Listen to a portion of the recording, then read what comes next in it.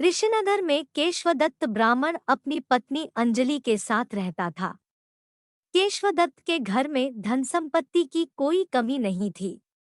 नगर में सभी केशवदत्त का सम्मान करते थे, लेकिन केशवदत्त संतान नहीं होने से बहुत चिंतित रहता था। दोनों पति पत्नी प्रति मंगलवार को हनुमान जी की पूजा करते थे। विधिवत मंगलवार का व्रत करते हुए कई वर्ष बीत गए। ब्राह्मण बहुत निराश हो गया, लेकिन उसने व्रत करना नहीं छोड़ा। कुछ दिनों के बाद केशवदत्त हनुमान जी की पूजा करने के लिए जंगल में चला गया। उसकी पत्नी अंजलि घर में रहकर मंगलवार का व्रत करने लगी। दोनों पति पत्नी पुत्र प्राप्ति के लिए मंगलवार का विधिवत व्रत करने लगे। अंजलि ने अगले मंगलवार को व्रत किया, लेकिन किसी कारणवश उस दिन अंजलि हनुमान जी को भोग नहीं लगा सकी और उस दिन वह सूर्यास्त के बाद भूखी ही सो गई।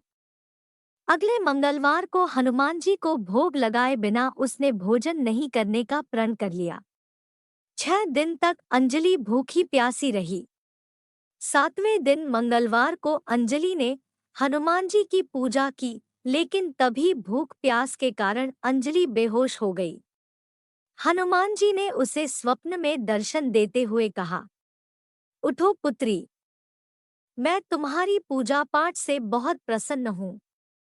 तुम्हें सुंदर और सुयोग्य पुत्र होने का वर देता हूँ। यह कहकर हनुमान जी अंतर्धान हो गए। तत्काल अंजलि ने उठकर हनुमान जी को भोग लगाया और स्वयं भोजन किया। हनुमान जी की अनुकंपा से अंजलि ने एक सुंदर शिशु को जन्म दिया। मंगलवार को जन्म लेने के कारण उस बच्चे का नाम मंगल प्रसाद रखा गया। कुछ दिनों बाद अंजलि का पति केशवदत्त भी घर लौट आया। उसने मंगल को देखा तो अंजलि से पूछा, यह सुंदर बच्चा किसका है? अंजलि ने खुश होते हुए हनुमान जी के दर्शन देने और पुत्र प्राप्त होने का वरदान देने की सारी कथा सुना दी। लेकिन केशवदत्त को उसकी बातों पर विश्वास नहीं हुआ। उसके मन में पता नहीं कैसे यह कलुषित विचार आ गया कि अंजलि ने उसके साथ विश्वासघात किया है। अपने पापों को छिपाने के लिए अंजलि झूठ बोल रही है। केशवदत्त ने उस बच्चे को मार डालने की योजना बनाई। एक दिन केशवदत्त स्नान के लिए कुएं पर गया। मंगल भी उसके साथ था। केशवदत्त ने मौका देखकर मंगल को कुएं में फेंक दिया और घर आकर बहाना बना दिया कि मंगल तो कुएं पर मेरे पास पहुंचा ही नहीं। केशवदत्त के इतने कहने के ठीक बाद मंगल दौड़ता हुआ घर लौट आया। केशवदत्त मंगल को देखकर बुरी तरह हैरान हो उठा। उसी रात हनुमान जी ने केशवदत्त को स्वप्न में दर्शन देते हुए कहा, तुम दोनों के मंगलवार के व्रत करने से प्रसन्न होकर पुत्र जन्म का वर मैंने दिया था।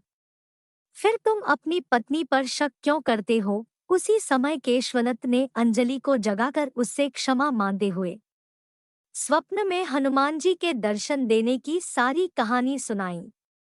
केशवदत्त ने अपने बेटे को हृदय से लगाकर बहुत प्यार किया। उस दिन के बाद सभी आनंद पूर्वक रहने लगे। मंगलवार का विधिवत व्रत करने से केशवदत्त और उनके सभी कष्ट दूर हो गए। इस तरह जो स्त्री पुरुष विधिवत मंगलवार का व्रत करके व्रत कथा सुनते हैं, हनुमान जी उनके सभी कष्ट दूर करके घर में धन संपत्ति का भंडार भर देते हैं। शरीर के सभी रक्त विकार के रोग भी नष्ट हो जाते हैं। अगर आपको ये वीडियो अच्छा लगे तो इसे लाइक, शेयर और चैनल को सब्सक्राइब कर लीजिए। इससे हमें आपके लिए और अच्छे वीडियो बनाने की प्रेरणा मिलती है। धन्यवाद।